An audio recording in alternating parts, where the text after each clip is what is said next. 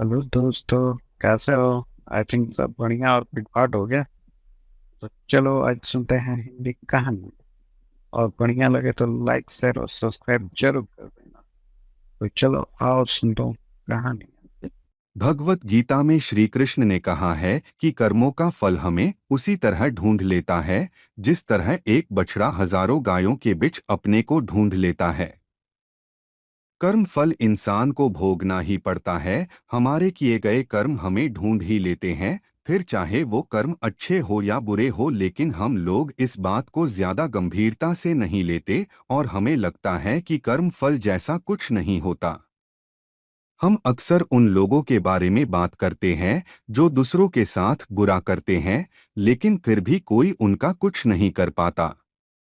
यही सोचकर हमसे ज्यादातर लोग बुरे काम करने लग जाते हैं। हम सब यह भूल जाते हैं कि कर्मों का हिसाब कभी भी तुरंत नहीं होता। किसी के साथ बुरा करने वाला भले ही आज सुखी हो, लेकिन कभी ना कभी उसे उसके कर्मों का फल भोगना ही पड़ेगा। बहुत समय पहले की बात है। शहर से दूर गांव में एक दुकानदार था जो अपने ही गांव से एक व्यक्ति से रोजाना 1 किलोग्राम मक्खन खरीदा करता था। वह दुकानदार कई सालों से उस व्यक्ति से मक्खन की खरीदारी कर रहा था। एक दिन उस दुकानदार ने सोचा कि मैं रोज इस व्यक्ति से मक्खन खरीदता हूँ, लेकिन बहुत समय से मैंने इसके मक्खन का वजन तौलकर नहीं देखा। कल तौलकर देखूंगा कि ये मक्खन 1 किलोग्राम से कम तो नहीं देता। अगले दिन जब वह व्यक्ति मक्खन देकर गया, तब वह दुकानदार ने मक्खन का वजन किया तो देखा मक्खन सिर्फ 900 ग्राम है। उस दुकानदार को काफी गुस्सा आ गया। वह दुकानदार गुस्से में गांव के पंचायत के पास गया और उसने उस व्यक्ति की शिकायत कर दी। गांव की पंचायत बैठी और उस व्यक्ति को बताया गया कि तुम पर इस दुकानदार ने धोखा देने का आरोप लगाया है।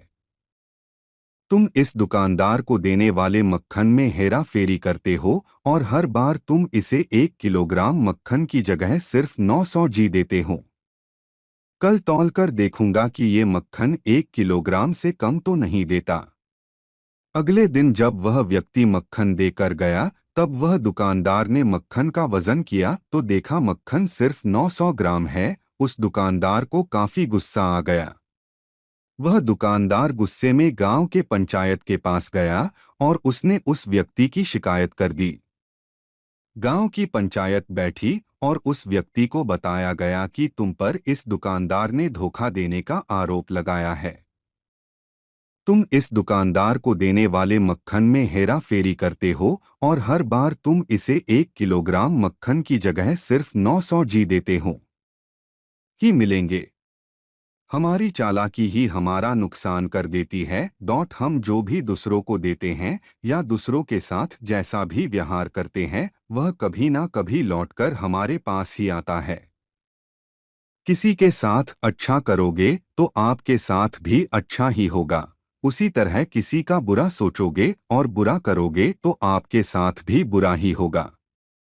जिसे दुकानदार को अपने ही चालाकी से नुकसान झेलना पड़ा, उसी तरह हमें भी अपने कर्मों की वजह से कभी ना कभी नुकसान झेलना ही पड़ता है।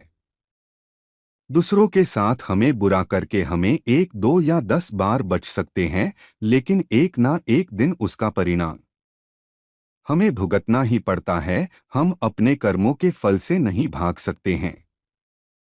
बुरे करने वाले के साथ बुरा ही होता है, फिर चाहे वह आज हो या आने वाले 1 साल बाद हो। उसी तरह अच्छा करने वालों के साथ अच्छा ही होता है।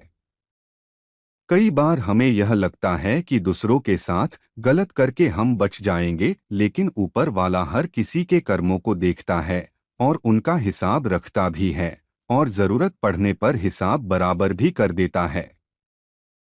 इसीलिए कभी भी गलत ना करो और ना ही कब यह सोचो कि उल्टे सीधे काम करके हम बच जाएंगे। जिंदगी को बेहतर तरीके से जियो, ईमानदार बनो। देखिए दोस्तों, तो लाइक और शेयर और सब्सक्राइब कर दीजिए ना।